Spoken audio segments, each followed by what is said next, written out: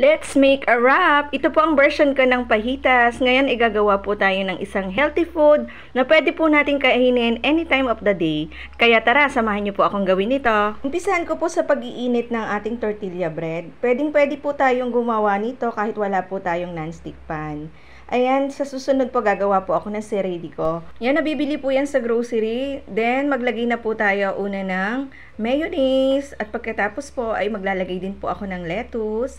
Then, maglalagay din po ako ng cooked ham na naluto ko na po ito.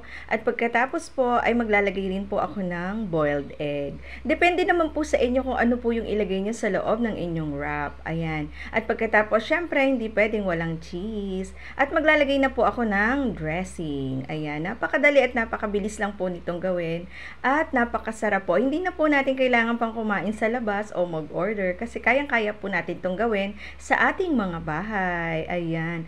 At syempre gumawa lang rin po ako nung malalagyan. Bali, tissue lang po yan. Tapos pinagdikit ko lang po para naman po talaga siyang nakarap. Ayan. At syempre hindi hindi natin to titikman. Sobrang saya lang po kasi ang sarap po nung combination niya. Nagustuhan din po ito ni Kuya. Kami nga lang po yung kumain. Hindi po namin natirahan si Daddy kaya igagawa ko na lang po siya ulit. Perfect na perfect din po ito dun sa mga nagda-diet. Kaya kung gusto niyo po ito, gawin niyo na rin po sa inyong mga bahay. Sana nagustuhan niyo po itong aking healthy fajitas. Thank you po sa panonood. Bukas po ulit. Bye-bye!